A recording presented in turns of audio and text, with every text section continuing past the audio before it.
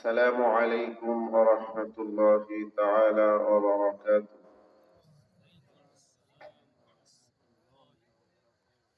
আপনারা ভালো আছেন?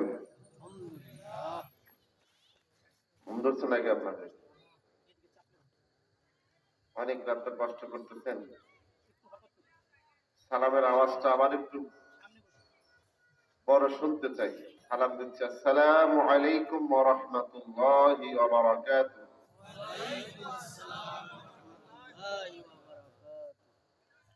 আপনারা অনেক সুন্দর করে বসে আছেন আপনাদের মতো। আরো একটু সুন্দর করলে আরো ভালো হতো। দিনের মজলিসে এইভাবে বসে থাকলে দেখতে খারাপ দেখা যায়, শয়তান এসে আক্রমণ করে, রহমত বরকত থেকে মানুষ মাহরুম হয়। যে কজন আছেন সবাই যদি একটু গায়ে গায়ে লেগে বসতেন খুব ভালো হতো।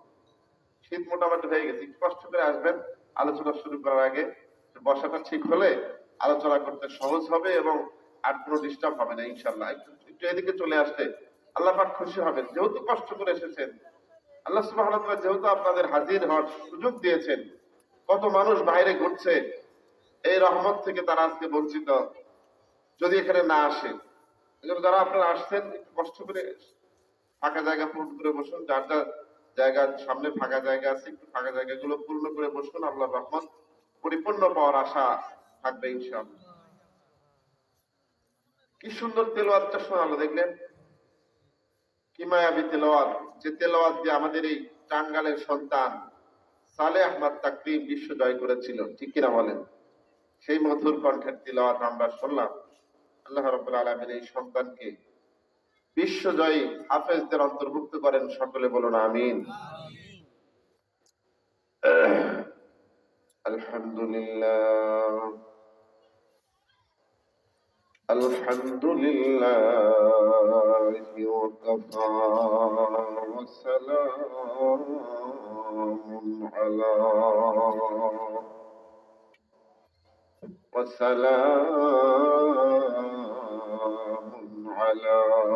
عباده الذين اصطفى أما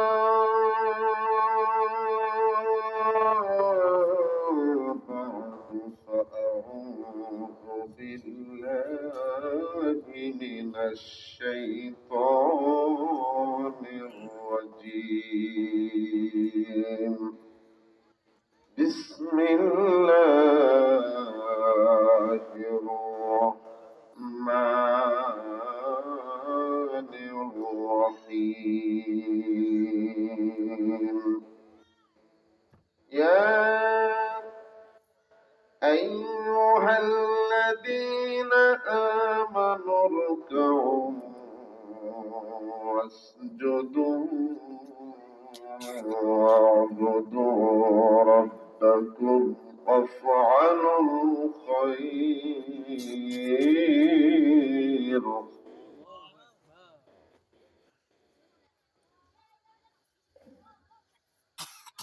واسجدوا واركعوا وافعلوا الخير لعلكم تفلحون.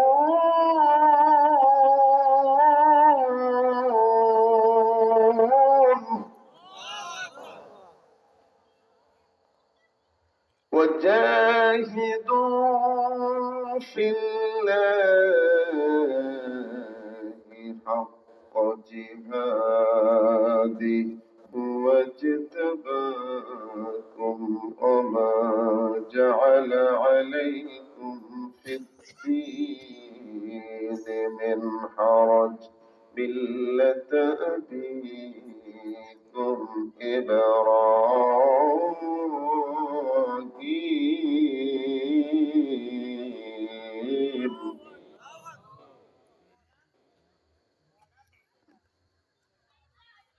هو سماكم المسلمين من قبل وفي هذا ليكون الرسول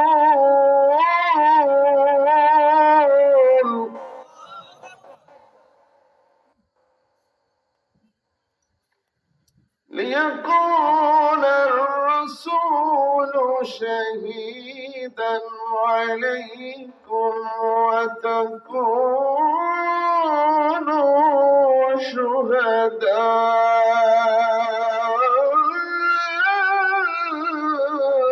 على الناس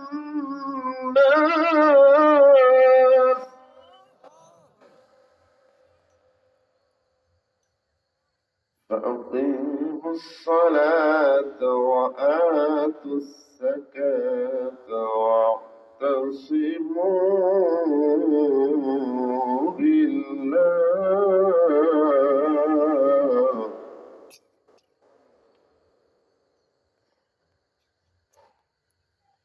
فأقيموا الصلاة وآتوا الزكاة واعتصموا بالله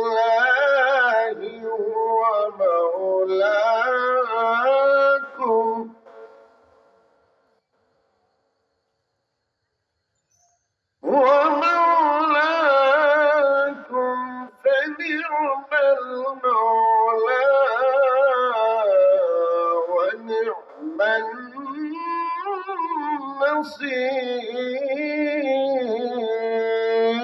النصير ونعم المولى ونعم النصير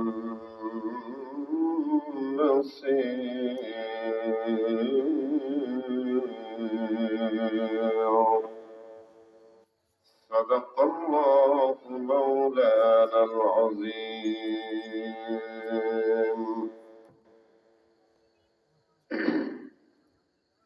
وقال النبي صلى الله عليه وسلم الإيمان 79 شعبة فأفضلها قول لا إله إلا الله وأدناها إماطة الأذى عن الطريق والحياء شعبة من الإيمان أو كما قال النبي صلى الله عليه وسلم. وقال النبي صلى الله عليه وسلم أيضا الصلاة مفتاح الجنة أو كما قال النبي عليه الصلاة والسلام. সকলে জবান খুলে দরুদ ও সালাম পেশ করি আল্লাহুম্মা সাল্লি আলা মুহাম্মাদ ওয়া আলা আলি মুহাম্মাদ কামা সাল্লাইতা আলা ইব্রাহিম ওয়া আলা আলি ইব্রাহিম ইন্নাকা হামিদুম মাজিদ.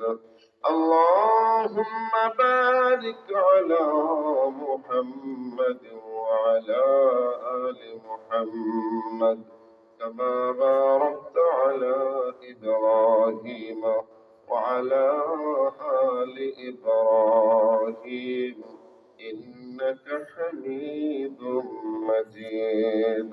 صدق زارا رحمت جا آفری صد ہزارہ رحمت جا آفری بروائے بر آل پاک طاہری ہر دم ازما صد درود و صد سلام ہر دم ازما صد درود و صد سلام ہر دم ازما صد درود و صد سلام الرسول آل أصحاب التمام. সকলেই কালেমা পড়ি লা ইলাহা ইল্লাল্লাহ লা ইলাহা محبت لا إله إلا الله لا إله إلا الله لا إله إلا الله لا إله إلا الله.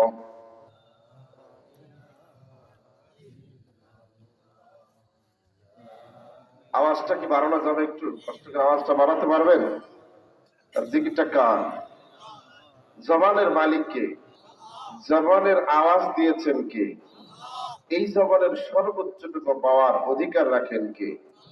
সেই আল্লাহকে খুশি করার জন্য জবানটাকে খোলা না, বন্ধ না রেখে খুলে আল্লাহ তাআলা সত্য সিরাজ আমরা একটু মুহাব্বত আর জিকির করি, সকলে বলি লা ইলাহা ইল্লাল্লাহ, লা ইলাহা ইল্লাল্লাহ।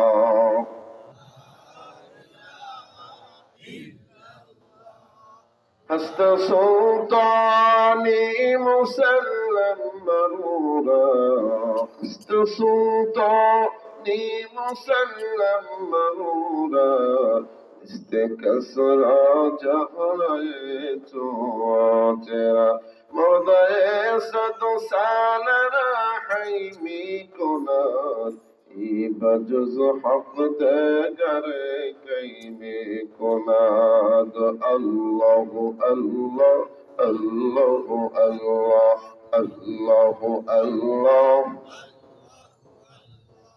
জবান খুলে আল্লাহ আল্লাহ। হায়াত আল্লাহ মৌত আল্লাহ, হায়াত আল্লাহ মৌত আল্লাহ, হাশর আল্লাহ মিজান আল্লাহ, আল্লাহ আল্লাহ আল্লাহ আল্লাহ আল্লাহ আল্লাহ আল্লাহ আল্লাহ। লা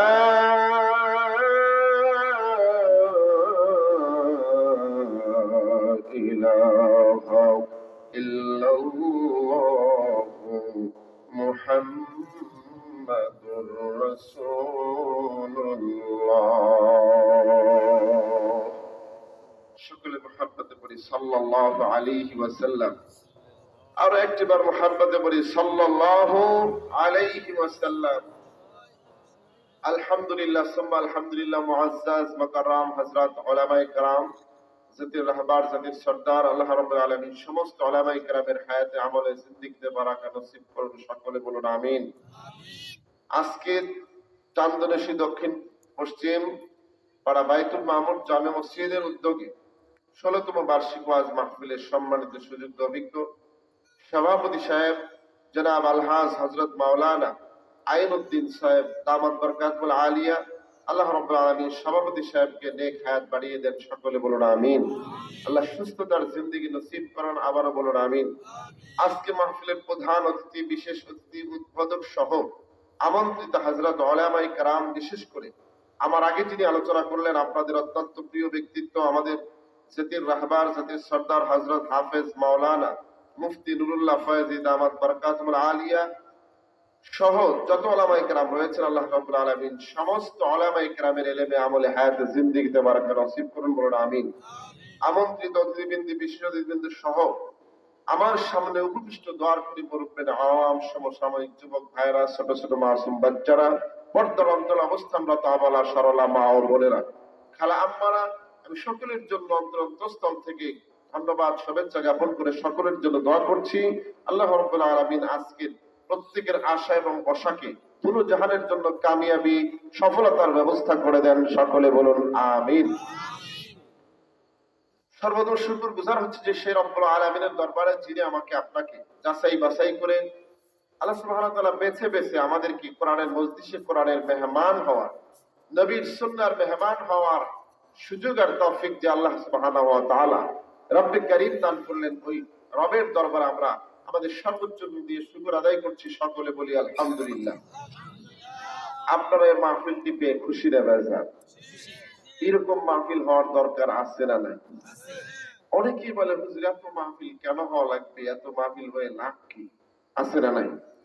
আমি মনে করবো এইরকম প্রশ্ন যারা করে আসলে ওর মানে কথা সত্য মতলব খারাপ। কথা বলেন, ওর কথা সত্য মতলব খারাপ। এত মাহফিল হওয়ার দরকার কি? ঠিক আছে, কথা মাহফিল তো একটা হলেই যথেষ্ট, জুমার দিনের এক বয়ান হলেই তো যথেষ্ট, কিন্তু এই কথাটাও কোরআন বিরোধী কথা। কথা বল, কারণ আল্লাহ পাক বলেছেন যাক্কির ফাইন্না যিকরা তানফাউল মুমিনিন, আল্লাহ রাব্বুল আলামিন রাসূলকে বলেন আপনি জিকির করতেই থাকুন, আলোচনা করতেই থাকুন। আল্লাহ তাআলা তো বলেন নাই রাসূল আপনি একবার দাওয়াত দিয়ে আপনি বন্ধ করে দেন, বলেছেন এরকম? সুতরাং এই প্রশ্ন যারা করে আসলে ওদের কথা যদিও শুনতে শোনা যায় সত্য, কিন্তু এই কথার মধ্যে আছে দুশ্মনী শয়তানি কথা বলে, ঠিক কিনা? মুসলমান বিদ্বেষী, ইসলাম বিদ্বেষী কথা। সুতরাং এই কথাকে কখনো মুসলমান মানতে পারে না, ঠিক কিনা বলেন? বলতে পারেন হুজুর এত বড় কথা কেন? আমি বলি ওয়াজ মাহফিল যে হয় অথবা দিনের আলোচনা যে হয় এর তুলনায় নাচ গান তারপরে দুনিয়াবী আলোচনা কম হয় না বেশি হয়? জোরে বলে। এর প্রমাণ হলো আপনার গঞ্জে গঞ্জে গ্রামে গ্রামে যে আজকে চাষটাল বের হয়েছে, এই সমস্ত চাষটালে যান প্রত্যেক দিন সিরিয়াল মেনটেন করে, ঠিক কিনা বলেন? ছবি, টিকটক, নাটক, ফাটক যা আছে কোনোটা বাদ নাই। এমনকি এখন গাড়িতে চলাফেরাও বড় কষ্ট হয়ে গেছে। গাড়ির মধ্যে গাড়ি চালায় আর ড্রাইভাররা গাড়ির ব্যবস্থা করে, আছে না নাই? এই যে অবস্থা তৈরি হয়েছে, যার কারণে আজকে আমাদের ভাই মুফতি নুরুল্লাহ সাহেব দামাল যে সুন্দর করে নামাজের আলোচনা করলেন, আর কি এই আলোচনার পরে নামাজের আলোচনা দরকার হয়? কি সুন্দর চমৎকার করে আলোচনা করেছেন। তারপরেও কি এই নামাজ এই মানুষগুলো কি মসজিদে আসবে? আসবে না। কেন? মানুষের অন্তর কলুষিত হয়ে গেছে, মানুষের অন্তর এরকম ভাবে পচে গেছে, নষ্ট হয়ে গেছে, যার কারণে ভালো কথা বললেও আসতে চায় না, ঠিক কিনা বলেন? কষ্ট হচ্ছে আপনাদের? খারাপ লাগতেছে?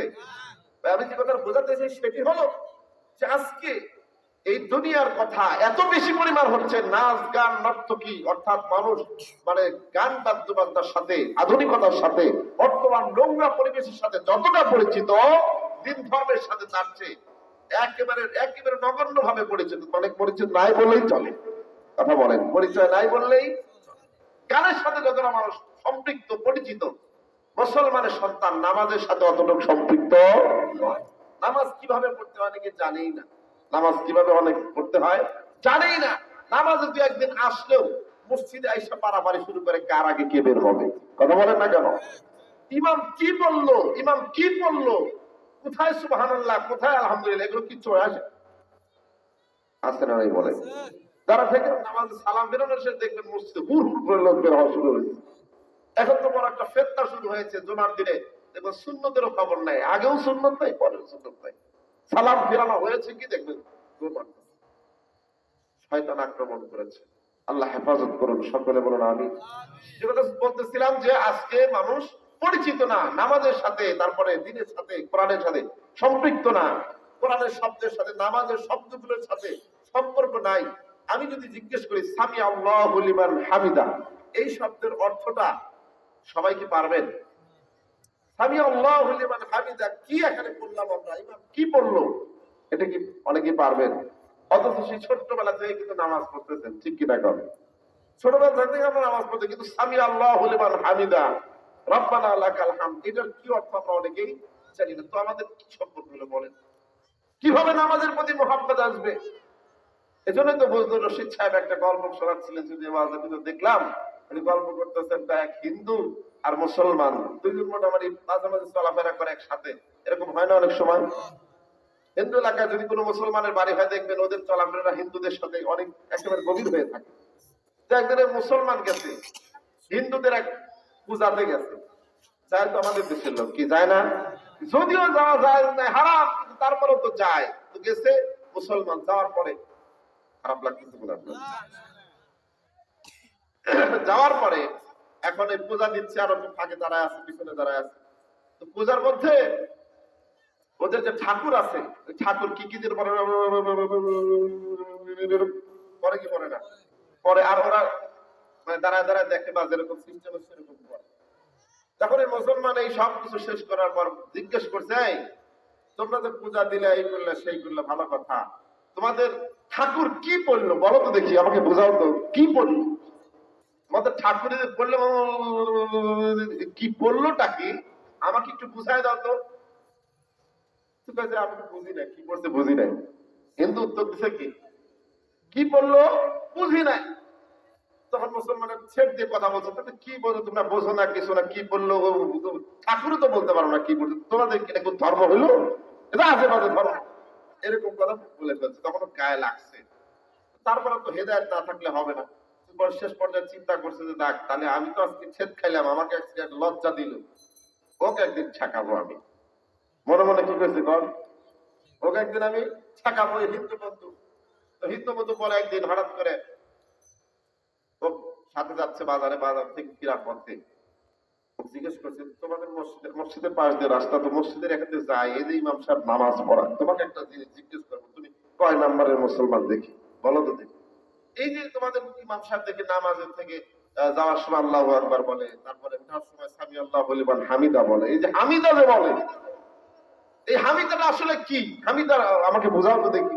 হামিদা কি সেটা কোন ইমাম সাহেবের স্ত্রী? হামিদা মানে মহিলা মানুষের নামের মধ্যে শোনা যাচ্ছে, হামিদা, রাশিদা, সামিরা, ফাতিমা, এরকম আছে না নাই? বলে তোমাদের ইমাম সাহেব যদি হামিদা হামিদা বলে, তুমি বলো তো দেখি মুসলমান নামাজ পড়ো, হামিদা কে? ইমাম সাহেবের স্ত্রী না বউ না কি? এই হামিদার অর্থ কি বলো তো দেখি। এখন মুসলমান হয়ে গেছে হাক্কা বাক্কা, আসলে তো হামিদার অর্থ জানা নাই। সামি আল্লাহ লিমান হামিদা যে একটা শব্দ আছে, এটা তো মানে শুধু শুনছে, মসজিদের নামাজের ভিতরে কিভাবে কখন পায় তা অনেকেই জানে না। হামিদা এটা কি ওনার স্ত্রীর নাম, না ওনার বোন নাম, না কার নাম, না ওনার মায়ের নাম, কার কোন মহিলার নাম? হামিদা হামিদা করে তোমাদের ইমাম সাহেব করো নাকি? মুসলমান আমার অর্থ বুঝায় দাও, তোমরা আমাদের বললে তুমি এবার বুঝাও। তখন আর পারে নাই। তো তাহলে তো মুসলমানরা কিন্তু সবাই এক বরাবর হয়ে গেল, তোমরা বোঝান আমরা বুঝতে, আমার দোষ দাও কেন? ঠিক কিনা বলেন? আল্লাহ তাআলা হেফাজত করে। আপনাদের এলাকার মানুষ ভালো, আমি আসার আগেও প্রশংসা করে আসছি, এই এলাকার মানুষ দিন ধর্মে খুব বিশ্বাসী, মানে মারহাবা, আরো আসতে পারেন মারহাবা। আপনাদের প্রশংসা করলে যে এইগুলো আওয়াজ বের হয় না, ঘটনা কি? আপনাদের কিন্তু এগুলো বলতেছি না, আমি বোঝাতে চাচ্ছি যে আজকে মুসলমান কতটা দিন ধর্ম থেকে পিছানো। কিন্তু যদি আপনি গানের কথা জিজ্ঞেস করেন, এই গানের শিল্পী কে, এই গান তারা কি বোঝাতে চেয়েছে, বলতে পারবে কি পারবে না বলেন? অনেকেই পারবে, কিন্তু নামাজের ভিতরে হামিদা এটা মহিলা না পুরুষ নাকি আল্লাহর প্রশংসা, এটা মুসলমান জানে না। কথা বলেন ঠিক না ঠিক? আল্লাহ আমাদেরকে হেফাজত করেন, সকলে বলুন আমিন। মুসলমান ভাই, যে পরিমাণ মানুষের এই দিনের সাথে সম্পর্ক হওয়া দরকার সেই পরিমাণ নাই। কথা বলেন ঠিক না ঠিক? মুসলমান ভাই ও বন্ধুগণ, লম্বা কথা নয়, আমি আপনাদের সামনে সূরাতুল হজ থেকে দুইটা আয়াতে কারিমা তেলাওয়াত করেছি, ৭৭ এবং ৭৮ নম্বর আয়াতে কারিমা তেলাওয়াত করেছি। এর উপরই কিছু কথা রাখবো ইনশাআল্লাহ। মুসলমান ভাই বন্ধুগণ, মা বোনেরা, গভীর মনোযোগ দিয়ে শুনবেন। আজকে মুসলমানের ব্যাপারে আফসোস করে কথা বলতে হয় যে আল্লাহ রাব্বুল আলামিন আমাকে আপনাকে বড় দয়া করে মায়া করে ভালোবেসে এই পৃথিবীর জমিনে বিনা দরখাস্তে বিনা চাওয়াতে মুসলমান বানায় পাঠালেন।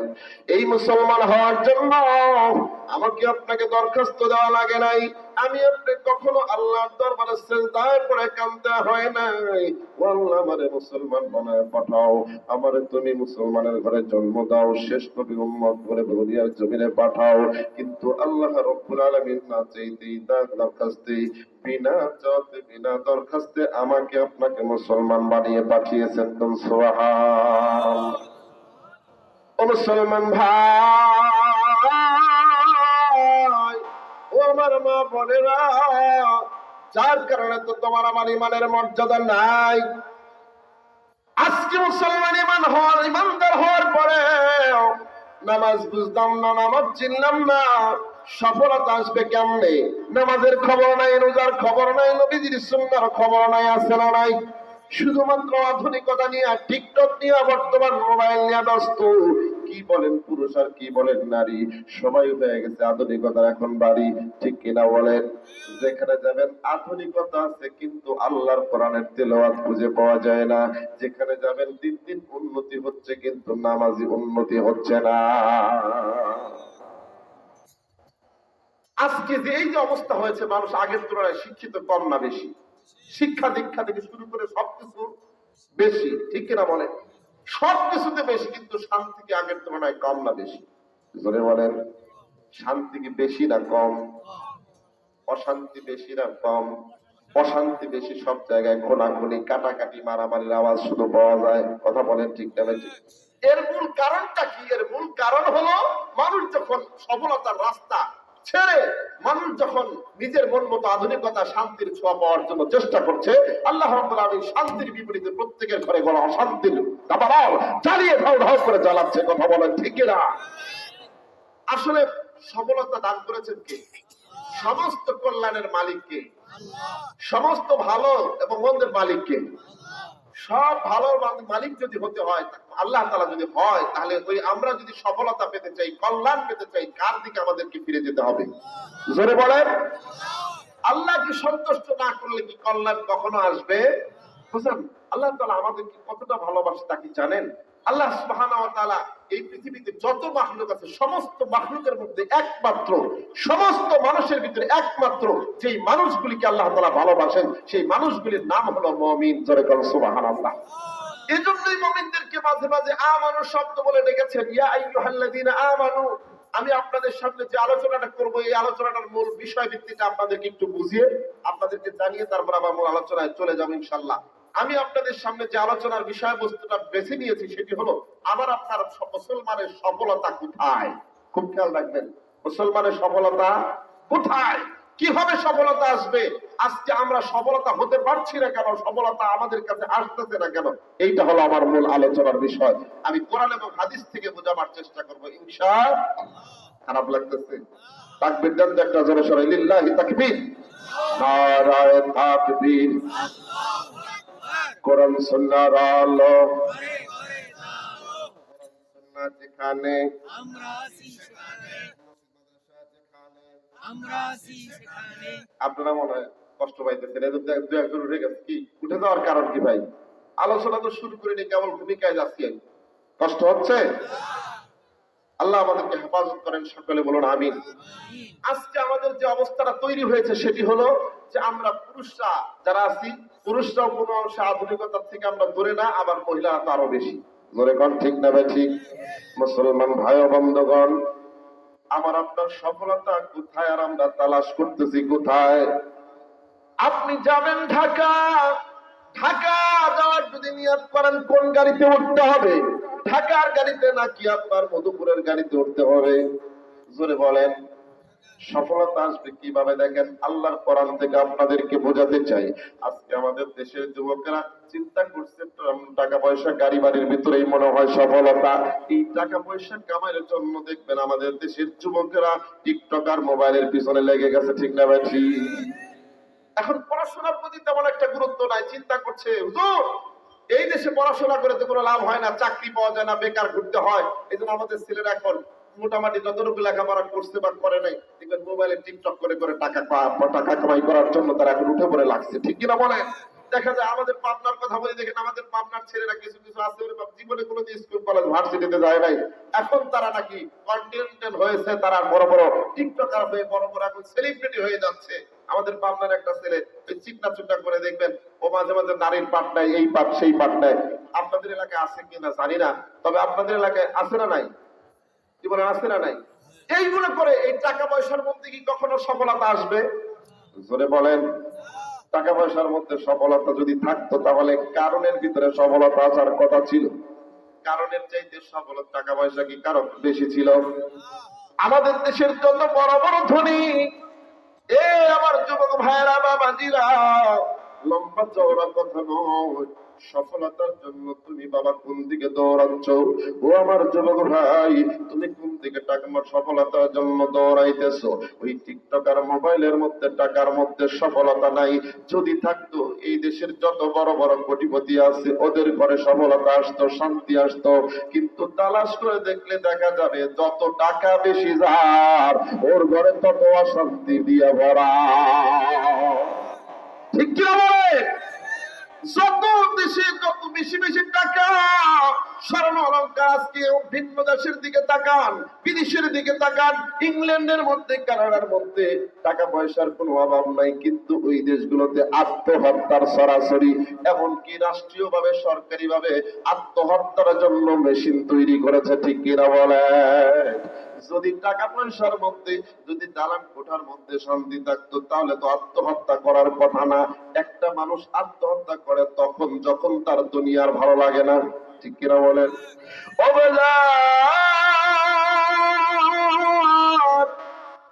টাকা পয়সা ওদেরকে শান্তি দিতে পারে নাই, টাকা পয়সা গাড়ি বাড়ি দালান কোঠা শিক্ষা দীক্ষা সবকিছু আছে, কিন্তু আল্লাহ পাক রব্বুল আলামিন যে জিনিসের মধ্যে শান্তি রাখছে ওইটা ওদের মধ্যে নাই, যার কারণে টাকা থাকার পরে আত্মহত্যার পথ বেছে নিচ্ছে।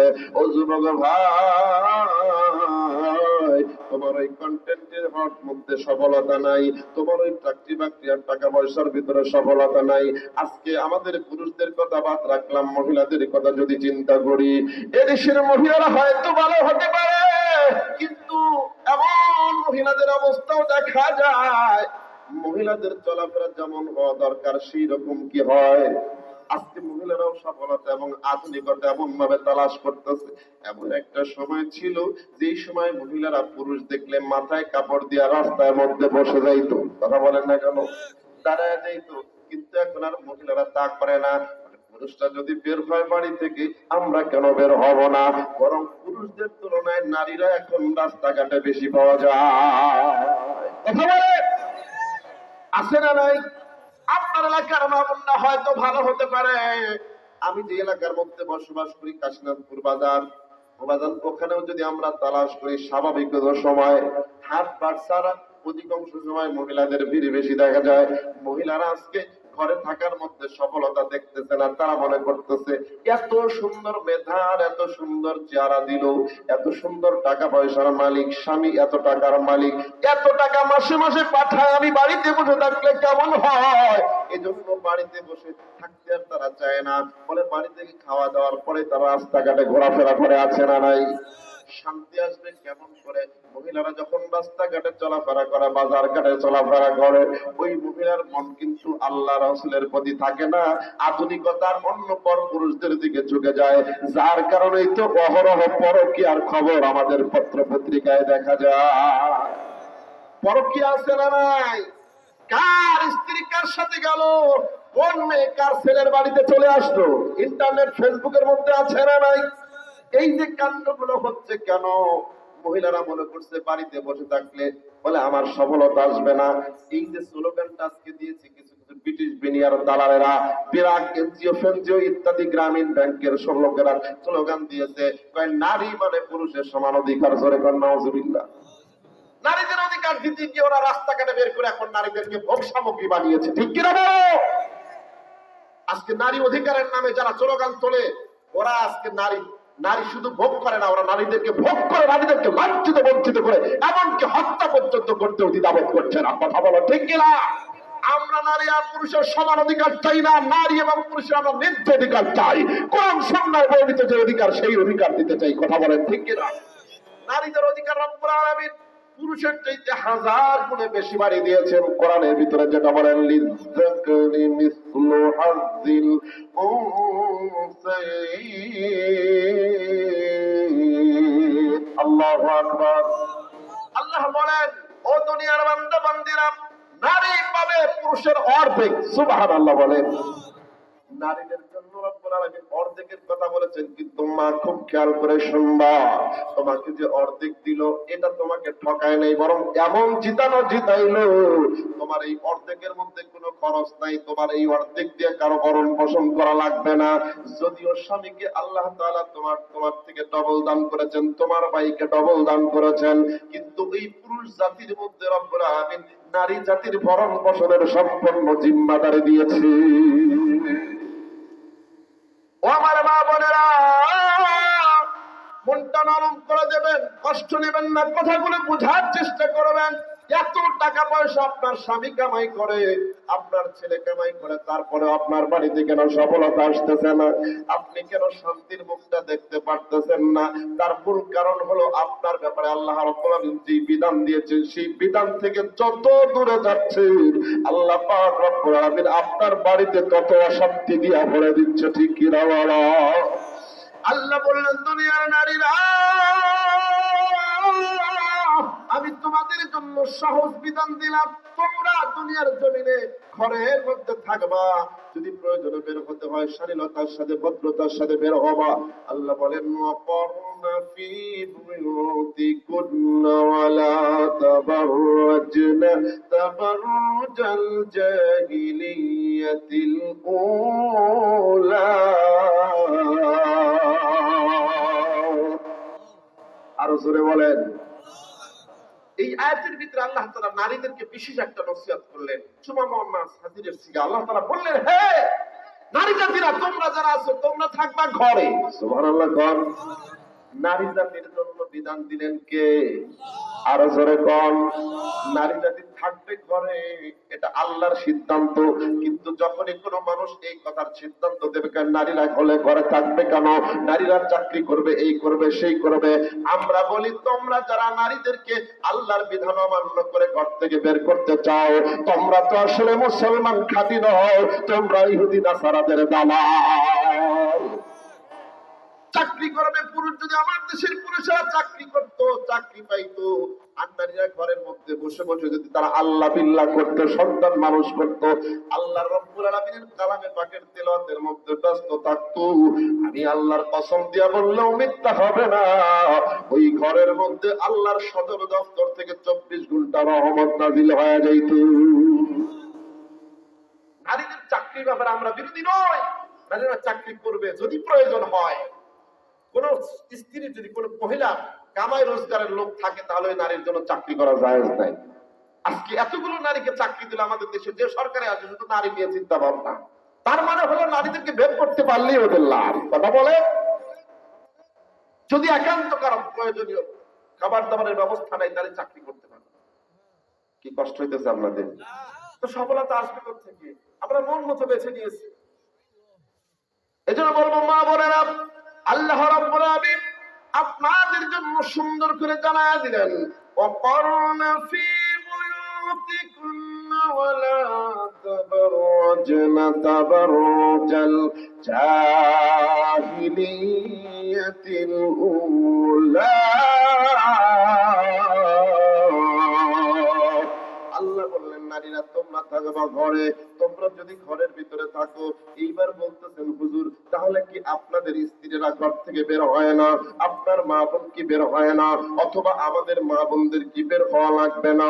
আল্লাহ বললেন, ও দুনিয়ার নারীরা শোনো, তোমরা থাকবা ঘরে, যদি যাওয়ার প্রয়োজন হয় ওয়ালা তাবাররাজনা তাবাররুজাল জাহিলিয়াতিল উলা, ওই জাহিলি সব জাহিলি অসভ্য মেয়েরা যেমন করে বের হইতো, উতবা শাইবা মুগিরার গোষ্ঠীর নারীরা, হিন্দু বৌদ্ধ খ্রিস্টান নারীরা যেভাবে বের হয়, তোমরা ওইভাবে বের হতে পারবা না। ওয়ালা ইবদিনা সিনাতাহুন্না, হে দুনিয়ার নারীরা, তোমাদের সৌন্দর্যতা তোমরা কেউ প্রকাশ করতে পারবা না। কারণ একজন নারীর সৌন্দর্যতা প্রকাশ করবে একজন নারী শুধুমাত্র কেবলমাত্র তার স্বামীর সামনে। কোন সুবহানাল্লাহ। আল্লাহ বলবেন, ঘরে থাকবা, তুমি কারো সৌন্দর্যতা প্রকাশ করে কারো সামনে যেতে পারবা না। এরপরে যদি যেতেই হয়, জাহিলি নারীরা যেমন বের হতো ওই রকম বের হতে পারবা না। জাহিলি নারীরা কেমন বের হতো তাফসীরের মধ্যে আসছে, যদি ওরা বাইরে যাইতো, ওরা এমন ভাবে বেশভূষ ধরতো, এমন ফাংফুং করতো যে ওদের হাজার হাজার গুণে সাজগোজ বেড়ে যাইতো। আমাদের দেশের নারীদের অবস্থা বর্তমান হয়েছে কি হয় নাই? কর জাহিলি যুগে চলাফেরা ছিল এরকম যে ওরা বাড়িতে স্বাভাবিক চলতো, কিন্তু যখন যাইতো প্যান্ট ফিট সবকিছু খুলে। দেখেন বর্তমান আমাদের দেশে যারা হিন্দু খ্রিস্টান বৌদ্ধ আছে, ওরা কি গায়ে তেমন কাপড় পরে? আমেরিকার দিকে তাকান, আমার এক দাদা শ্বশুর আছে, একটু কথা বলি, কষ্ট হচ্ছে আপনাদের? আমি বোঝাতে যাচ্ছি সফলতা আসবে কি করে আর আসে না কেন, এই দুইটা আমার বিষয়। সফলতা আসবে কোন পথে আর আসতেছে না কারণ কি, কারণ কোন কারণে আসতেছে না? বলে দেখেন, হিন্দু খ্রিস্টান বৌদ্ধ যারা আছে, অন্যান্য ধর্মাবলম্বী, ওরা কাপড় চোপড় তেমন। আমাদের এই উপমহাদেশের ভিতরে যারা হিন্দু ধর্মাবলম্বী, তারা শুনলে কষ্ট নিয়েন না, হিন্দু ধর্মের মা বোনেরা কিন্তু মাথায় কাপড় দেওয়া, তারপরে প্যান্ট পেটে কাপড় দেওয়া নিষেধ, ঠিক কিনা বল? ওরা দেয় না, এইটা একটা সিস্টেম। আর খ্রিস্টান বৌদ্ধদের দিকে তাকান, আমেরিকার কথা বলতেছিলাম, আমার এক দাদা শ্বশুর আমেরিকা থাকে, মাঝে মাঝে আসে বাংলাদেশে। বলে, দাদা কি কব, হজ করছি 2-3 বার, কিন্তু ওখানে গেলে আর হজ ধরে রাখতে পারি না। ধরে কর নাউজুবিল্লাহ। ঘুরে কিন্তু কমপক্ষে 75 বছর বয়স, ওখানে গেলে আর হজ ধরে রাখতে পারেন কেন? নাতিন জামাই এসে মস্কারি করে বলে, হুজুর ভাই, যেভাবে সামনে দিয়ে চলাফেরা করে কত দেখি, একজন পুরুষ মানুষ কি এগুলো দেখলে পুরুষ থাকতে পারে? হাজি থাকতে পারে? এইরকম কঠিন অবস্থা। তার মানে ওরা খোলামেলা, দেখবেন ওই দেশের নারীদের সম্পূর্ণরূপে ওরা সবকিছু খুলেমেলা চলাফেরা করে। যারা পত্র পত্রিকা ইন্টারনেট দেখেন তারা জানেন। হ্যাঁ, এই একটা অবস্থা। আর পুরুষরা আমার অবাক লাগে মাঝে মাঝে, যে যেই জিনিসটা ঢেকে রাখার বস্তু ওইটা ঢেনারে ঢেকে, পুরুষরা কিন্তু একবারে টাইট যা আছে সব কাপড় কিন্তু সব একেবারে পুরাপুরি পরে। কথা বল না কেন? খ্রিস্টানরাও দেখবেন ওরা কোট পরলে একের ফুলাতা কোট পরে, কিন্তু মহিলাদের ওরা উলঙ্গ করে রাখে।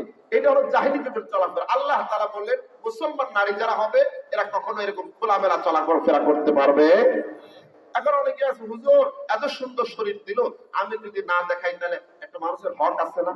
দেখবেন এই জন্য আমাদের দেশের মেয়েরা কি করে, স্বামীর সামনে সাজতে হবে। কোন নারী যদি স্বামীর সামনে সুন্দরভাবে সেজে গুজে হাজির হয়, আল্লাহ রাব্বুল আলামিন ওই নারীর আমলনামায় নফল ইবাদতের সওয়াব লিখে দেয়। যতটা সময় ব্যয় হয়েছে ওই সাজগোজ করতে স্বামীর জন্য, বলে কতটা সময় সে নফল ইবাদত করলে যে সওয়াব পাইতো, ওই রকম সওয়াব একজন নারীর আমলনামায় উঠে যায়। সুবহানাল্লাহ। আর বর্তমান যুগে হলো কি, এর বিপরীত হয়ে গেল। স্বামীর সামনে ওই যে বিয়ের দিন একটু মোটামুটি সাজায় গোজায় দিয়েছিল বান্ধবীরা, ওই দিন আসতে সেজে আর কোনোদিনও এরকম ভাবে সাজগোজ তো দূরের কথা, অনেক মহিলারা পাই দেয় না। কথা কন না কেন? কিন্তু যদি আপনি একদিন বলেন যে হুজুর অমুকের মা চলো তো দেখি একটু দাওয়াত খেতে দেওয়া মুসলমানি, এইটা না সেইটা না, তারপরে জিয়ারত ফয়তা ইত্যাদি, এইগুলো যদি বলেন দেখবেন যে ওকে শাস্তি লাগবে কমপক্ষে 1-1.5 ঘন্টা। জোরে বল, আছে না নাই? এই জন্যই তো আমির হামজা সাহেব একটা কথা বলে মাঝে মাঝে ওয়াজের ভিতরে, মানুষ এখন আফসোস করা শুরু করছে, হায় রে হায়, আমি আমার চুনো পাউডার টাকা পয়সা দিয়ে কিনি আমার স্ত্রীকে সাজগোজ করার জন্য, যাতে আমার সামনে আসে, এইগুলো কিনে দিয়ে মরি আমরা, আর এইগুলো সেজে গুজে এখন মানুষের সামনে হাজির হয়ে এইগুলো দেখে মজা মারে ভ্যান চালক আর দোকানদারেরা। কথা বলে বাজারে যাওয়ার জন্য এত সাজগোজ কেন করা লাগবে? যদি বাজারে যাওয়ার জন্য সাজগোজ করতেই হয়, তাহলে তুমি দেখাবা কার তোমার নিয়তটা কি, বলো তো দেখি। এত সাজগোজ কেন, এত সাজগোজ কেন? এই জন্য তো স্বামীরা কয় যে সবকিছু কিনে দিয়ে মরি আমরা, আর এইগুলো দেখে মজা মারে দোকানদার আর ভ্যান চালকরা। কথা বলে। আবার এই যে নারীরা যে বেপরদায় চলে, এর জন্য কি শুধু নারীরা দায়ী? আমার আপনার মধ্যে পুরুষরা দায়ী। কোন স্বামী যদি বলে এই খবরদার, তুই যদি আমার স্ত্রী হয়ে থাকিস বেপরদায় টাইট ফিটিং পোশাক পরে তুই যেতে পারবি না, তাহলে কি ওই নারী যেতে পারবে?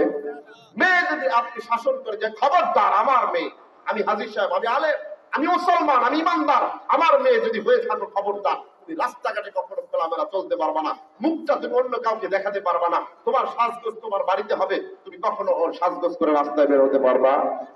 মহিলাদের জন্য রাস্তাঘাট হলো জরুরত, কিন্তু আপনি রাস্তাঘাট হলো সাজগোজের ব্যাপার। এখন অনেক পুরুষ আছে কয় হুজুর এত দেখা দেখির পরে এত বড় চাকরি পায় একটা সুন্দর বউ আনলাম, আমি যদি একাই দেখি আর দেশের লোকের কি হক নাই? এরকম কিছু আছে না নাই? এজন্য স্বামীরা পায় তোমার কিন্তু অমুক ডিসেন্সি অমুক অনুষ্ঠানে যাওয়া লাগবে, ভালো করে সাজগোজ করো। ওরে বাপরে বাপ, অন্যদিন বুরকা পরলেও যেদিন একটু বড় কোনো অনুষ্ঠানে যাবে দেখবেন বুরকা টুরকা সব ঘরের মধ্যে রাইখা সুন্দর কুচি কাপড় পরে চলে যাবে। আছে না নাই? জোরে বলো, আছে না নাই? মুসলমান ও আমার মা বোনেরা, লম্বা কথা নয়, খুব দিল দিয়ে শুনবা, কথাগুলো মনোযোগ দিয়ে গেঁথে নিবা। বর্তমান চিত্র কিছু তুলে ধরলাম রে মা, তুমি তো বড় দামি জিনিস, তোমার জান্নাতে যাওয়া বড় সহজ। ও মা, আমার নবী বললেন নারীরা যদি 4টা কাজ করে তাহলে জান্নাতের 8টি দরজা তাদের জন্য খোলা থাকবে। কিন্তু মা গো মা, তোমার জন্য জান্নাতের রাস্তা রব্বে কারীম সহজ করে দিল। আমার নবী সুসংবাদ দেয়া গেল সেই কাজে তোমাকে পাওয়া যায় না।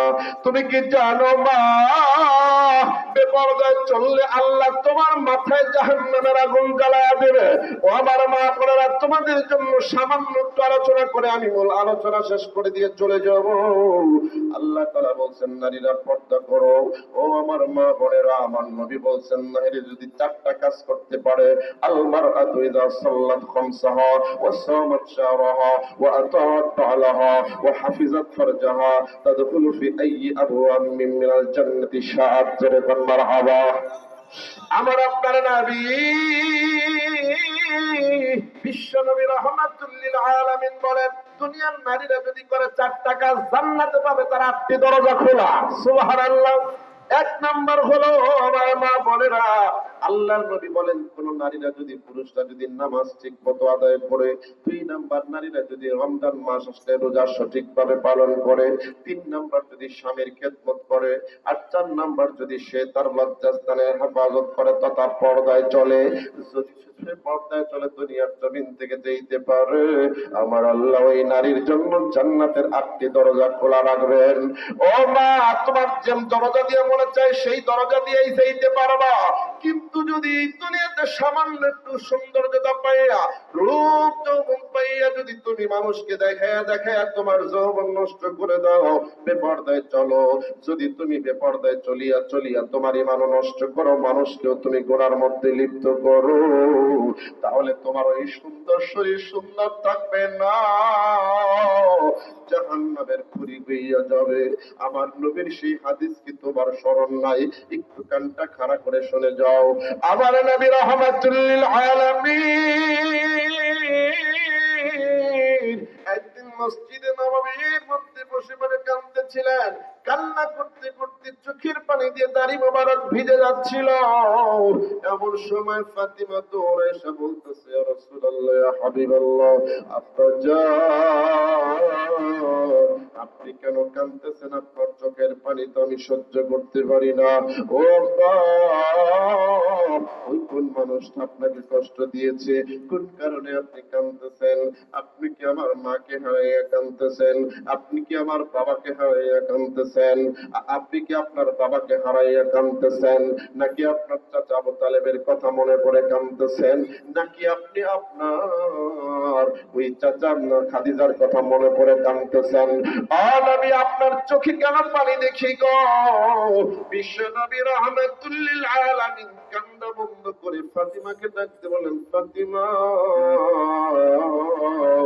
শোনো গো, আমি কাঁদতেছি না আমার চাচার জন্য, আমি কাঁদতেছি না আমার বাবার কথা মনে পড়া, আমি কাঁদতেছি না আমার মায়ের কথা মনে পড়া, আমি কাঁদতেছি না তোমার মায়ের কথা খাদিজার কথা মনে পড়া।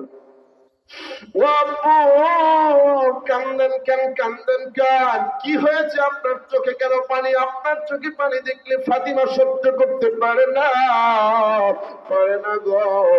আল্লাহর নবী বিশ্ব নবী ফাতিমাকে ডাক দিয়ে বলে, ও আমার মায়েরা, কান খাড়া করে শুনে যাও। নবীজি বলে, ও ফাতিমা, আমি নবী রাহমাতুল লিল আলামিন মেরাজের রজনীতে মেরাজ করতে গিয়েছিলাম।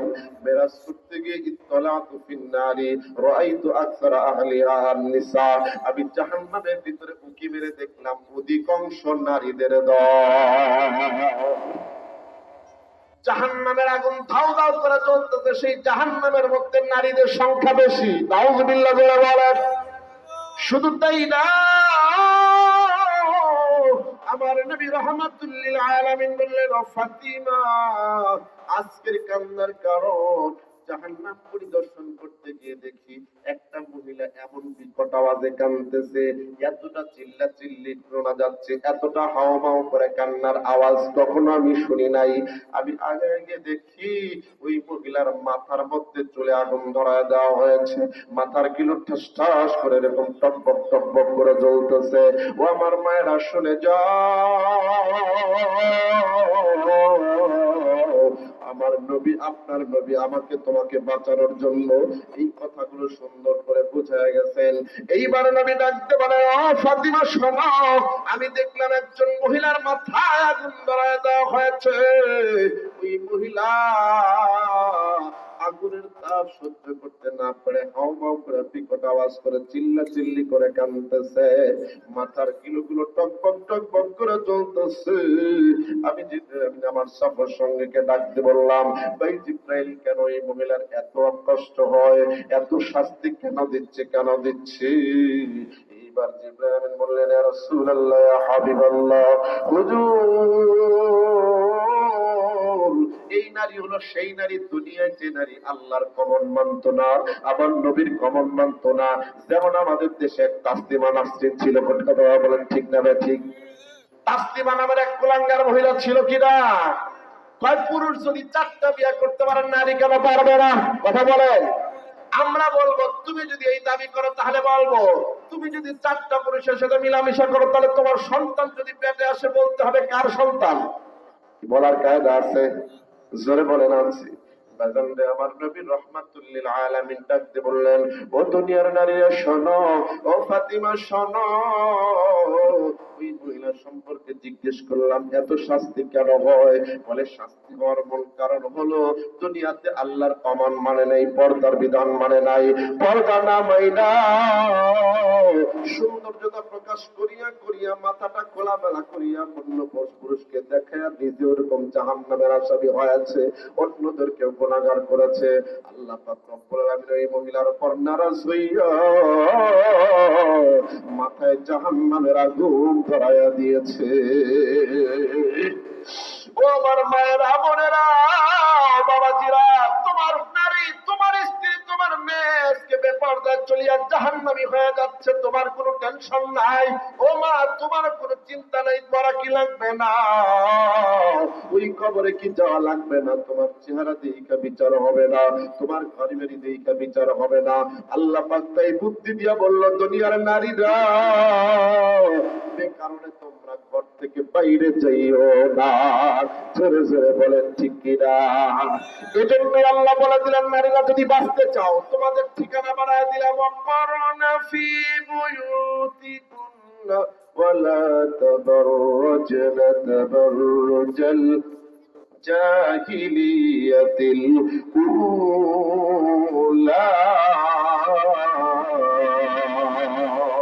আল্লাহু আকবার।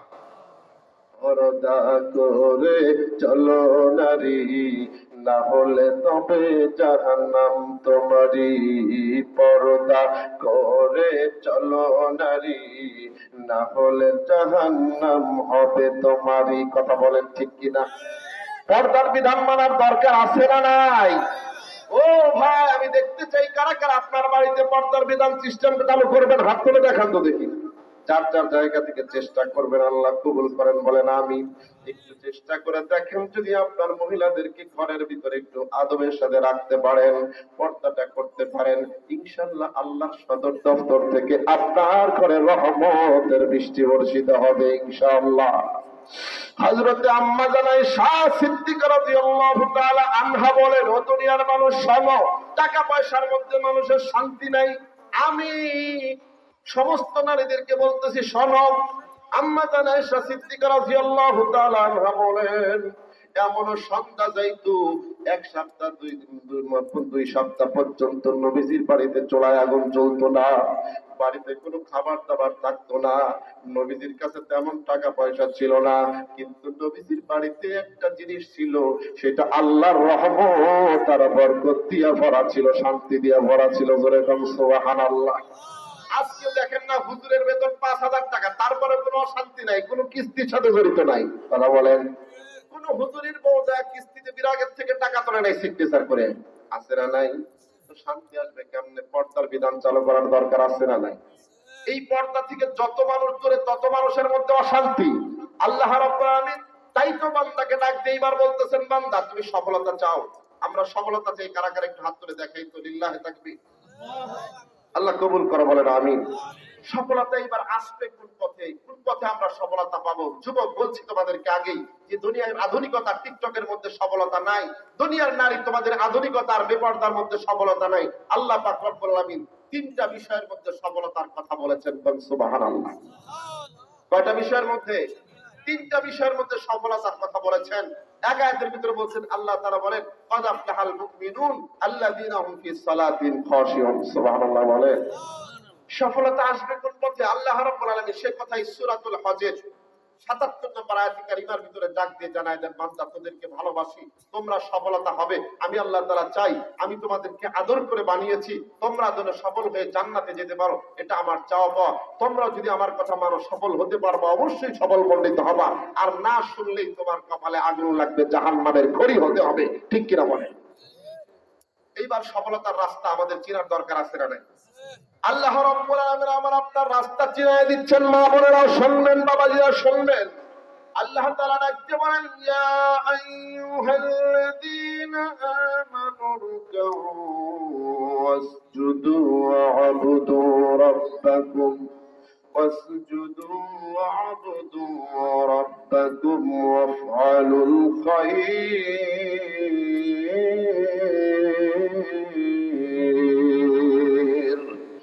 وافعلوا الخير لعلكم تفلحون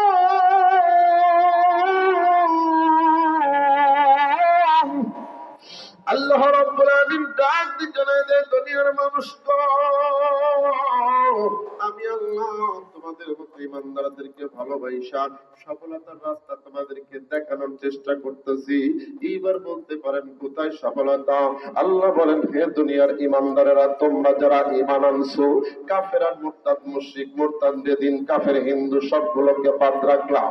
মুমিন যদি সফলতা পেতে চাও, আমি আল্লাহ সর্বপ্রথম তোমাদেরকে সফলতার রাস্তা দিলাম। অরকাও, ও বান্দা, রুকু করা শুরু করে দাও, নামাজ পড়া শুরু করে দাও, ও আল্লাহর বান্দারা সিজদা করা শুরু করে দাও। আল্লাহ তাআলা শর্ট বলে কুল মুরাদ দিয়েছেন, জুজ বলে কুল মুরাদ দিয়েছেন। সুবহানাল্লাহ। আল্লাহ বলে, বান্দা তুমি নামাজের দিকে চলে আসো। ও যুবক ভাই, আজকে রিজিকের জন্য তুমি পেরেশান হয়ে টিকটকার হয়ে গেল, আজকে তুমি অভিনেতা হয়ে গেল, আজকে মা বোন তুমি অভিনেত্রী হয়ে যাচ্ছ। ও বাজান, তোমার টাকা পয়সা দিয়ে কখনো সফলতা আসবে না। আল্লাহ বলে, দুনিয়ার যুবকেরা, তুমি সফল হতে চাও, নামাজের মধ্যে চলে আসো, রুকুর মধ্যে পড়ে যাও, সিজদার মধ্যে পড়ে গিয়ে আমার প্রশংসা করো, সুবহান রাব্বিয়াল আলা। সিজদার মধ্যে গিয়ে বলো সুবহান রাব্বিয়াল আলা, রুকুর মধ্যে গিয়ে বলো সুবহান রাব্বিয়াল আযীম। এমন করে করে আমি মাওলার প্রশংসা করতে থাকো গো। কারণ যেই মানুষটা আল্লাহর প্রশংসায় নিয়োজিত হয়ে যায়, যেই মানুষটা নামাজের মধ্যে সে জীবনকে সাজায়া দেয়, আল্লাহ রাব্বুল আলামিন নামাজের বিনিময়ে বান্দা বান্দির সমস্ত প্রভাব অনটন থেকে আল্লাহ হেফাজত করে নেয়। ও মুসলমান ভাই, আল্লাহ বললেন, নামাজ পড়া, রুকু করো, পড়ার দরকার আছে না নাই? আল্লাহ বলেন, নামাজ পড়া শুরু করে দাও, তোমার সফলতা চলে আসবে। ও যুবক ভাই, তুমি কি সেই হাদিস পড়ো নাই? ওই ক্লাস 5 এর মধ্যে একটা হাদিস কিন্তু তোমরা ধর্ম বইতে পড়েছিলা। আমার নবী বলেছেন, কোন মানুষ যদি 5 ওয়াক্ত নামাজ সঠিকভাবে আদায় করে, যথাযথভাবে নামাজের মধ্যে যদি সময়টা পার করতে পারে, আল্লাহ রাব্বুল আলামিন ওই মানুষটাকে দুনিয়ার মধ্যে সবচেয়ে বড় যেটা অভাব, রিজিকের অভাব, এই নামাজের বিনিময়ে আল্লাহ তাআলা রিজিকের অভাব দূর করে দেয়। ও যুবক ভাই, আল্লাহ বলে, তোমার সফলতার রাস্তা হলো নামাজ। জোরে কোন কি? ইয়া আইয়ুহাল্লাযীনা আমানু রুকউ ওয়াসজুদু ওয়া'বুদু রাব্বাকুম ওয়াফআলুল খায়র লাআল্লাকুম তুফলিহুন। আপনাদের মনে খারাপ লাগতেছে? চলবে কি আলোচনা? চলবে কত সময়? সারা রাত না 1 ঘন্টা? আচ্ছা, সারা রাত বললে তো করা যাবে না। আমি আপনাদের সামনে অল্প কিছু সময় আলোচনা করব, কিন্তু 2-4 জন যদি উঠাউঠি করেন, একজন আসতেছে আবার যাচ্ছেন, এটা কিন্তু এর বরকত নষ্ট হয়ে যায়।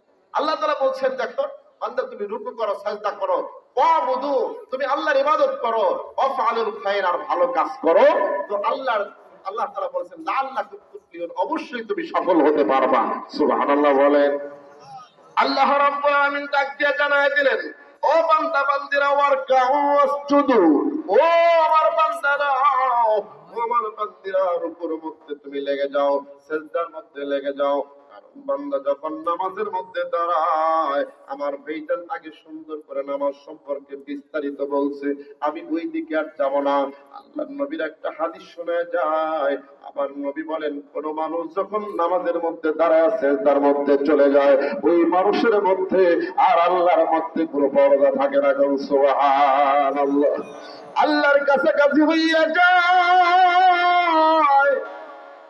আল্লাহ তাআলা তোমার প্রতি সন্তুষ্ট হইয়া তোমার রিজিকের অভাব যুবক দূর করে দেয়। সাহাবী এসে কয়, হুজুর, আমার তো অভাব দূর হয় না, আমি তো এত খাটাখাটনি করি, কোনোদিন আমার তো অভাব দূর হয় না, শুধু ঠেকাই। নবী বললেন, সাল্লু, নামাজ পড়ো। আবার কয়, হুজুর, নামাজ তো পড়ি, অভাব দূর হয় না, নামাজ পড়তেই থাকো। এভাবে নামাজ যখন সুন্দরভাবে পড়বা, আল্লাহর পক্ষ থেকে তোমার প্রতি রহমত নেমে আসবে, আল্লাহ সফলতা দিয়ে দিবে। আল্লাহ রাব্বুল আলামিন সূরাতুল মুমিনুনের মধ্যে প্রথমেই বললেন, আজ আফলাহাল মুমিনুন।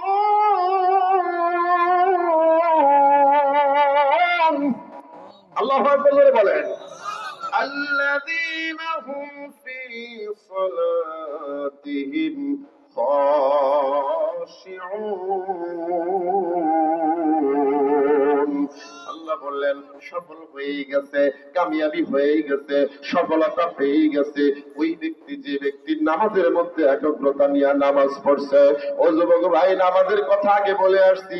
30 বছর নামাজ পড়লা, সামি আল্লাহু লিমান হামিদা বুঝলা না, সুবহান রাব্বিয়াল আযীমের অর্থ বুঝলা না, সামি আল্লাহু সুবহান রাব্বিয়াল আলার অর্থ বুঝলা না, তো নামাজ তোমার সফলতা এনে দেবে কেমন করে? আল্লাহ বলেন সফলতা পেয়ে গেছে ওই ব্যক্তি যে ব্যক্তি খুশু খুজুর সহিত নামাজ আদায় করেছে। ও যুবক ভাই, লিখে না, আল্লাহর কসম দিয়ে বলে গেলাম, তোমার পড়াশোনার সাথে সাথে 5 ওয়াক্ত নামাজ শুরু করে দাও, খুশু খুজু অর্জন করতে থাকো, পড়াশোনা শেষ করতে দেরি হবে, আল্লাহ তোমার কর্মের ব্যবস্থা করতে দেরি করবে না। কিন্তু যুবক, তুমি এই যে ডিগ্রি অর্জন করলা, নামাজের কাছেও গেলা না, তোমার ভিতরে সুন্নাহ নাই, তুমি পাইবা কেমন করে? আল্লাহ বললেন 2 নাম্বার তোমার জন্য সফলতার রাস্তা দিলাম হলো ওয়াবুদু, তুমি আমার ইবাদতের জন্য লেগে যাও। ও বান্দা, ইবাদতের মধ্যে লেগে যাও। প্রথম সফলতার রাস্তা হলো নামাজ, খুব খেয়াল করবেন। 2 নাম্বার আল্লাহ বলে বান্দা তোদেরকে ভালোবাসি, তোদেরকে সফলতা দিতে চাই বান্দা, যদি সফলতা পেতে চাও আমি আল্লাহ তাআলা তোমাদেরকে দান করলাম ইবাদত। জোরে দান কি? আরো জোরে বলেন ওয়াবুদু রাব্বাকুম। হে বান্দা, তুমি তোমার রবের ইবাদতের মধ্যে লেগে যাও। ও ভাই, তোমার আমার ইবাদতের জন্য ডাক দিলেন আল্লাহ। অন্য আয়াতে কারিমার ভিতরে বলেন ইয়া আইয়ুহান নাসু উবুদু ربكم الذي خلقكم والذين من قبلكم لعلكم تتقون।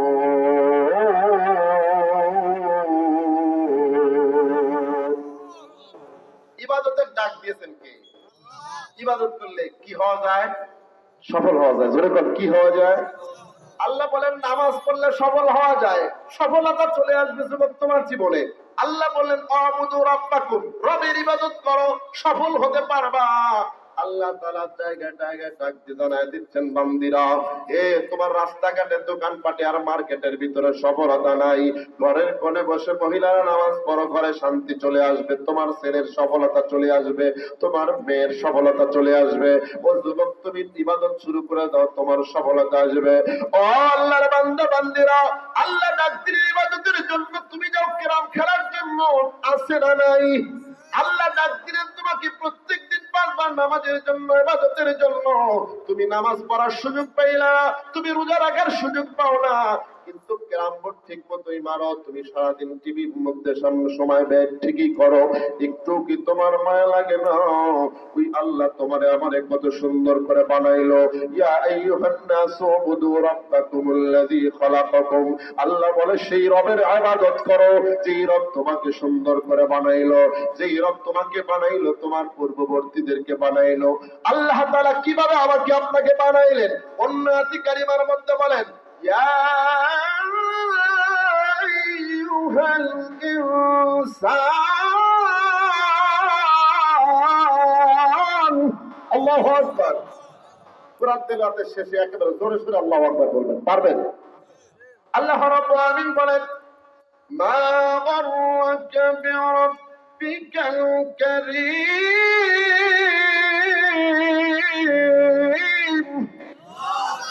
الذي خلقك فسواك فعدلك في أي صورة ما شاء ركبك الله أكبر।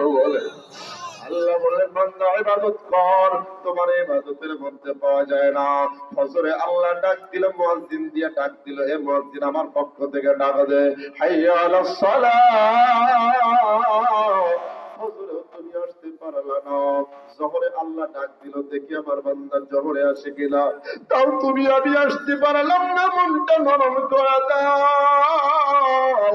ইবাদতের মুহাব্বত অন্তরের ভিতরে ঢুকায় নাও, নামাজের মুহাব্বত অন্তরে ঢুকায় নাও, চোখে পানি থাকলে তওবার নিয়তে একটু চোখে পানি ফেলানো শুরু করে দাও।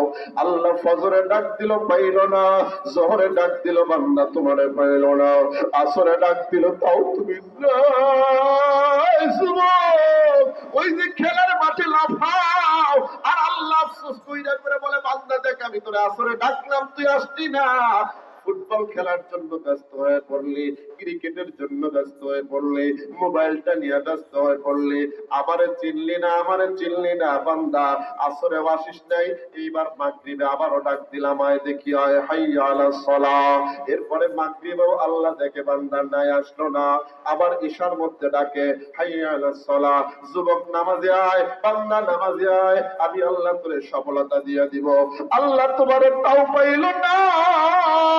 এই রাত্রি যখন গভীর হয়ে গেল, তাহাজ্জুদের নামাজের সময় যখন হলো, এই সময় আল্লাহ পাক ডাকতে বলে, আলামি মুস্তাগফিরিন ফাগফিরালা। এই আমার কোন বান্দা আছিস আয়, আমি আল্লাহ তাআলা তোদের কাছাকাছি, এই যে জমিনের উপরে যে আসমানে নেমে এসেছি, আয় আয়, আমি আল্লাহ তাআলা তোদেরকে ডাকতেছি, আয় আমার কাছে তাহাজ্জুদের নামাজের মধ্যে কান। তোর অতীতে 30 বছর পার হয়েছে, গুনাহ করেছি, 40 বছর পার হয়ে গেছে, গুনাহ করেছি, বান্দা আয়, জাহান্নামের আগুন সহ্য করতে পারবে না। এই জাহান্নামের আগুন সহ্য করার মতো ক্ষমতা কারো কি আছে? না না, জাহান্নামের আগুন সহ্য করতে পারবে না। আল্লাহ তাহাজ্জুদের নামাজের মধ্যে, নামাজের সময় ডাইকা বলেন, আলামিন মুস্তাগফিরিন ফাগফিরালা। বান্দা তো দেখি তোদের কার কত গুনাহ আছে, আমার দরবারে আয়, মাফ করে দিব। তোমার তাহাজ্জুদের মধ্যেও পাওয়া গেল না, ফজরেও পাওয়া গেল না, জোহর সহ 5 ওয়াক্ত নামাজেও তোমাকে পাওয়া গেল না। তাহাজ্জুদের নামাজের মধ্যে দাঁড়িয়ে তুমি আল্লাহর কাছে মাফ চাইতে পারো না। এবার তোমার একদিন গেল, 2 দিন গেল, 30 বছর পার হয়ে গেল। আজরাইল খাপ করে তোমার ধরার জন্য প্রস্তুত আর রেডি হয়ে আছে। আল্লাহটা করুক যদি বেনামাজি হয়ে কবরে যাও, কি অবস্থাটা হবে। আল্লাহ আফসোস করে বান্দাকে তাই ডাক দেয়, বান্দা করে তুই ইবাদতে পাই না, আমি তোর কাছে চাই, আমার থেকে তোরে কে দূরে সরায় দিল? আমি তো তোরে কাছে চাই, কাছে পেতে চাই, কে তোরে দূরে সরায় দিল? আল্লাহ তাআলা তো তাই ডাকতে পারে, ইয়া আইয়ুহাল ইনসান মা গররাকা বিরাব্বিকাল কারীম। আল্লাহু আকবার। আল্লাহ আফসোস করে ডাকতে বলে, হে মানব জাতিরে, আমি তোদেরকে আমার মন মতো সাজাইলাম, তোদের কুদরতি, আমি তোদের চেহারা খানা আমার কুদরতি হাত দিয়া বানাইলাম। এই যে তোমার আমার মুখ, তোমার আমার কপাল, এটা আল্লাহ পাকের হাত দিয়া বানানো কপাল। এই কপাল দিয়ে তুমি সিজদা করতে পারলা না। তোমার চাইতে নেব খারাপ পৃথিবীতে একজন নয়। আল্লাহ তাআলা অন্যান্য অঙ্গ প্রত্যঙ্গ ফেরেশতা দিয়া বানাইছে, কিন্তু আল্লাহ তোমার আমার মুখ খারাপ। আল্লাহর কুদরতি হাত দিয়ে যুবক সাজাইছে। দেখো তো মুখের দিকে তাকাও, আয়নার সামনে গিয়ে দেখো কত সুন্দর মুখ। ও মা, তোমার কপালটা কত সুন্দর করে দিল। ওই কপাল দিয়া সেজদা দেওয়ার ভাগ্য এখনো হয় নাই। তুমি 5 বার আল্লাহর ডাকে সাড়া দিলা না, আল্লাহর সাথে চ্যালেঞ্জ করলা। আল্লাহ তাআলা আফসোস করে তাই ডাকতে বলে, ইয়া আইয়ুহাল ইনসান, হে মানব জাতি, মা গররাকা বিরাব্বিকাল কারীম। রব্বে কারীম দয়াময় রবের প্রতি তোরে কে ধোঁকার ভিতরে ফেলাইলো। আল্লাহ ডাকে তুই আসিস না, তোর বন্ধুর ডাকে সাড়া দিলি, তোর প্লেয়ারের ডাকে সাড়া দিলি, তোর অধিনায়কের ডাকে সাড়া দিলি, স্ত্রীর ডাকে সাড়া দিলি, আমার ডাকে আসলি না। স্বামীর ডাকে সাড়া দিলি, দোকানদারের ডাকে সাড়া দিলি, আমি রবের ডাকে সাড়া দিলি না। কে তোরে, ওই আমি রবের প্রতি তোদেরকে কে দূরে সরায়া দিল? এ বান্দা, আল্লাযী খালাকাকা ফাসাওয়াকা ফাআদালাক ফি আই সূরাতিন মা আশাআ রাক্কাবা। এ বান্দা দেখ তোরে কত সুন্দর করে আল্লাহ সাজাইছে। এ বান্দা এমন করে করে যে আল্লাহ ডাকে, ওই আল্লাহর ডাকে সাড়া না দিয়া তুমি কেমনে ফজরে ঘুমাও, কেমনে আসরে ঘুমাও? আল্লাহ বলে, বান্দা তুই নামাজ পড়, সফলতা আমার হাতে। কার হাতে বলে? কোন? এ রিজিকের অভাব আছে কার? একটু হাত তোলো তো দেখি। আল্লাহ বলে বান্দা তুই নামাজ পড়, রিজিকের ব্যবস্থা আমি করে দিব। আমি রবের থেকে তোদেরকে দূরে সরাইছে শয়তান, ওই শয়তান তোদেরকে জাহান্নাম থেকে বাঁচাইতে পারবে না। ওয়াফআলুল খায়র, বান্দা 2 নম্বরে ইবাদত, 3 নম্বরে তুই ভালো কাজ কর। কে বলছেন? আরো জোরে কোন। সফলতা পাওয়ার রাস্তা 1 নম্বর নামাজ, 2 নম্বরে আল্লাহর ইবাদত, 3 নম্বরে ওয়াফআলুল খায়র। আল্লাহ বলে যত ভালো কাজ আছে সব করবি, আমি আল্লাহ তোর ঘরে সফলতা দিয়ে দিব। ভালো কাজ করার দরকার আছে না নাই? তাস খেলা কি ভালো কাজ? খেলা যাবে? জুয়া খেলা, মদ খাওয়া, গাঁজা খাওয়া, নারীবাজি করা, হ্যাঁ, মদের বারে যাওয়া, ও যুবক ক্যারাম বোর্ড খেলা, হাঁটুবাই করে ফুটবল খেলা, তারপরে নামাজ নষ্ট করে ক্রিকেট খেলা, ভালো কাজ করা যাবে? আল্লাহ বলছেন না না, খারাপ কাজটা ছাইরা ওয়াফআলুল খায়র, আমরের সিগা ওয়াফআলুল খায়র। বান্দা ভালো কাজ কর, ওয়াদা দিলাম ভালো কাজ কর, লাআল্লাকুম তুফলিহুন, আমি আল্লাহ তাআলা ওয়াদা দিলাম তোরা সফল হয়ে যাবি। ওয়াফআলুল খায়র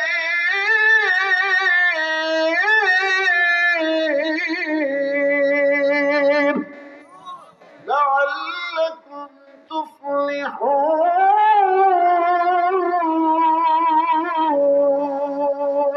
আল্লাহ বলে বান্দা তুই ভালো কাজ করা শুরু করে দাও, তুমি ভালো কাজটা করা শুরু করে দাও। আমরা জানলাম মদ খাওয়া ভালো কাজ নয়, সিনেমা দেখা ভালো কাজ নয়, করা কি যাবে? তাহলে ভালো কাজ কি? আসেন ভালো কাজের লিস্টি নেন। ভালো কাজ হলো নামাজ, ভালো কাজ হলো সালাম, ভালো কাজ হলো পাক পবিত্রতা, ভালো কাজ সত্য কথা বলা, ভালো কাজ হলো নিজের চোখকে হেফাজত করা, ভালো কাজ পেটকে হারাম থেকে পরিষ্কার রাখা। কথা বলেন, এইগুলো যদি করো, আল্লাহ বলে আমি আল্লাহ ওয়াদা করলাম তোমার বাড়িতে তোমার জীবনে সফলতা দেবই দেব, কেউ ঠেকায় রাখতে পারবে? আরো জোরে বলেন। ও মুসলমান ভাই, আল্লাহ তাআলা তাই বললেন আমি রবের আদেশ থেকে তোদেরকে কে দূরে সরাইলো? একটু কি তোমার মনে পড়ে না তোমাকে যখন আজরাইল খপ করে ধরে নিয়ে যাবে, ওই সময় তোমার রব ছাড়া তোমাকে কেউ বাঁচাইতে পারবে না, ওই সময় তোমার রব ছাড়া তোমার বন্ধু কেউ হতে পারবে না। ও বাজান, খেলায় খেলায় 30টা বছর পার করছো, আজকের এই গভীর রজনীতে একটা বার আমরা সকলে হাতটা উঁচা করে আল্লাহকে দেখাবো আর বলবো আল্লাহ তুমি যে 3টা কাজের আদেশ করেছো, 1 নম্বরে নামাজ, 2 নম্বরে ইবাদত, 3 নম্বরে ভালো কাজ, এইগুলো আমরা করব। একটা বার আল্লাহর কাছে হাত তুলে সকলে মিলে দেখে আল্লাহ দেখো এই যে তোমার বান্দারা আজকে এই ঘাটাইলের যুবক বাবাজিরা ভাইরা, এরা তোমার কাছে ওয়াদা করতেছে, আমরা ওয়াদা করতেছি এই 3টা কাজ আমাদের জান দিয়া প্রাণ দিয়া করব, আমরা কখনো খারাপ করব না। আল্লাহ আমাদের সুযোগ দাও, আমরা সফলতা চাই, জান্নাতে বাড়ি চাই, জোরে কোন আমিন। রব্বে কারীমের দরবারে তওবার নিয়তে একটু চক্ষুটা বন্ধ করে দাও, অন্তরটা আল্লাহর দিকে মুতাওয়াজ্জহ করে দাও, আর মৃত্যুর মুরাকাবার মধ্যে চলে যাও। ওয়াজ শেষের দিকে নিয়ে আসছি, আখিরি মুনাজাতের মধ্যে চলে যাব ইনশাআল্লাহ। ও মুসলমান ভাই, একটু কি তোমার ভয় লাগে না? আল্লাহ বললেন বান্দা ইত্তাকুন নার ইয়া আইয়ুহাল্লাযীনা আমানুত্তাকুল্লাহ, হে বান্দা আমি আল্লাহ তাআলারে ভয় করো। ইয়া আইয়ুহাল্লাযীনা আমানু কু আনফুসাকুম ওয়া আহলিকুম নারা, হে বান্দারা তোমরা জাহান্নামের আগুন থেকে নিজেরা নিজেদেরকে বাঁচাও, তোমার পরিবারকে বাঁচায় নাও। ওই জাহান্নামের আগুনের নোংর হবে মানুষের পাথর। জাহান্নামের আগুনটা কত বড় ভয়ঙ্কর রে বাবা! একটা মানুষকে যখন জাহান্নামের ভিতরে ফেলে দেওয়া হবে, জাহান্নামের আগুন একবার চামড়া পোড়ায় দেবে, আবার চামড়া নতুন করে হবে, আবার ওই চামড়াটা গজাবে, এভাবে করে পুড়তে থাকবে। সর্বশেষ একটা হাদিস শোনায় মোনাজাত করবো ইনশাআল্লাহ। আবার নবী রহমতে কায়নাত বলেন উম্মতের দল হুঁশিয়ার হও, সাবধান হয়ে যাও, তোমার কিন্তু কবর আছে, তোমার কিন্তু হাসর মিজান ফুলসিরাত আছে, ওই 50,000 দিবসের বিচারের দিবস আছে। আল্লাহর নবী বলেন ইযা সারা আহলুল জান্নাতি ফিলাল জান্নাহ ওয়া ইযা সারা আহলুন নারি ইলান নার, যখন জান্নাতীরা জান্নাতের দিকে যাবে, জাহান্নামীরা যখন জাহান্নামের দিকে যাবে, জাহান্নামে যাওয়ার পর ইউনাদি ফায়ুজাউ ইলাল মাউতি ফি বাইনাল জান্নাতি ওয়ান নার, জান্নাত এবং জাহান্নামের মাঝে মৃত্যুকে ডেকে নিয়ে আসা হবে। তারপরে একজন এই মৃত্যুকে জবাই করে দিবে। জবাই করে যাওয়ার পর জান্নাতীরা বড় খুশি হয়ে যাবে, জাহান্নামীরা শুধুমাত্র কাঁদতে থাকবে আর বলতে থাকবে, ও আল্লাহ, আমাদের তো কোনো আশা ভরসা রইল না। জাহান্নামের ভিতরে লা ইয়ামুতু ফিহা ওয়া লা ইয়াহইয়া। আল্লাহ পাক বলেন জান্নাতের ভিতরে কোনো মৃত্যু নাই, জাহান্নামের ভিতরেও কোনো মৃত্যু নাই। এই খবর শুনিয়া জান্নাতীরা বড় আনন্দিত হয়ে উৎফুল্লিত হয়ে যাবে, আনন্দে আত্মাহারা হয়ে যাবে। কিন্তু জাহান্নামীরা এমন কান্না কান্দে রে, ওই জাহান্নামীরা যখন শুনবে আর কোনো মৃত্যু জাহান্নামের ভিতরে নাই, জাহান্নামের এই মৃত্যু না থাকার খবর শুনিয়া ফায়াজদাদু হাজদুহুম ইলা হাজদিন, তাদের হজনটা পেরেশানিটা এমন ভাবে বাড়বে, চিৎকার করতেই থাকবে, চিৎকার করে করে আল্লাহকে ডাকতে বলবে আল্লাহ। সবাই ডাকতেন না আল্লাহ। জাহান্নামীরা হাওয়া করে কাঁদবে আর চিন্তাইতে থাকবে, আল্লাহকে ডাকতে বলবে আল্লাহ আর একটা বার দুনিয়াতে পাঠাও, আর তোমার নাফরমানি করব না, একটা বার পাঠায় দেখো না, আর নাফরমানি করব না। আল্লাহ ডাকতে বলবেন ওয়ামা হুম বিখারিজিনা মিনান নার, আজকে আর সুযোগ নাই, আজকে আর সুযোগ নাই, জাহান্নাম থেকে বের হওয়ার কোনো সুযোগ নাই। যখন কোনো রাস্তা পাবে না, হাওমাও করে কাঁদবে। ওই জাহান্নামের আগুন থেকে বাঁচার জন্য আল্লাহর নবী বললেন ইত্তাকিন নার ওয়ালাউ বিশিক্কি তামার, হে উম্মতের দল, জাহান্নামের আগুন থেকে বাঁচো যদি একটা খেজুরের বিনিময় হয়। একটা আলোচনা করতে চেয়েছিলাম কিন্তু সময়ের অভাবে আমি পারতেছি না, রাত গভীর হয়ে যাচ্ছে। ওয়াফআলুল খায়রের ব্যাখ্যার ভিতরে একটা আলোচনা আমি শেষ মুহূর্তে সময় পাইলে করব ইনশাআল্লাহ, যদি সময় হয়। তবে তার আগে একটা বিষয় আমি বলতে চাই, ওই জাহান্নাম থেকে বাঁচার জন্য নবী বুদ্ধি শিখায় দিয়ে গেছেন। as-সাদাকাতু তারুদ্দুল বালা তাজিদু ফিল আমর, দান দিয়ান যদি বান্দা করো তোমার হায়াতের মধ্যে আল্লাহ বরকত দেবে। ওই আল্লাহ তাআলা ওই দান দিয়ানের বিনিময়ে জাহান্নামের আগুনকে হারাম করে দেবে। ও বাজার অনেকেরই আব্বা আম্মা আজকে কবরে, তুমি আমিও কবরের যাত্রী। ওই জাহান্নাম যেন কারো গর্থরম্য জাহান্নাম যেন বাড়ি না হয়। ওই আল্লাহর জাহান্নাম থেকে বাঁচার জন্য আল্লাহর নবী বলছেন তোমার যতটুকু সাধ্য আছে ততটুকু দিয়া চেষ্টা করো। এমনকি একটা খেজুর থাকলে খেজুর দিয়া তুমি জাহান্নাম থেকে বাঁচার জন্য চেষ্টা করো। আজকে তোমার বাড়িতে বিল্ডিং কমপ্লিট, তোমার বাড়িতে টাইলসের কাজ কমপ্লিট হয়ে গেছে, কিন্তু আল্লাহর ঘর মসজিদের দিকে তাকায়া দেখলাম এখনো মসজিদের কাজ সম্পূর্ণ হয় নাই, ইটকাতার কাজ সম্পন্ন হয় নাই। এই পৃথিবীর বুকে একটা ঘর মাত্র আল্লাহর ঘর, সেটা হলো মসজিদ ঘর। আল মসজিদু বাইতুল্লাহ, মসজিদ হচ্ছে আল্লাহ তাআলার ঘর। সেই ঘরটা এখনো অগোছালো রয়েছে, এখনো ইটকাতা বন্ধ হয়ে আছে, টাইলসের কাজ সম্পন্ন হয় নাই। তুমি কেমন করে ঘুমাও? তোমার ওই আব্বা কবর থেকে ডাকতে বলে ও বেটা, দুনিয়ায় মন মতো চলি না, দেখি জাহান্নাম ঠিকানা। জাহান্নাম থেকে বাঁচতে হলে আল্লাহর ঘর মসজিদে দান কর। আমার নবী বলেছেন মান বানা লিল্লাহি মাসজিদান বানাল্লাহু লাহু বাইতান ফিল জান্নাহ, যারা দুনিয়ায় মসজিদ বানায়া দেয় আমার আল্লাহ তাআলা তাদের জন্য জান্নাতে বাড়ি বানায়া দেয়। কোন আমিন। আমি দেখতে চাই বাবা মার কবর যেন জান্নাতের বাগান হয়, নিজের কবর যেন জান্নাত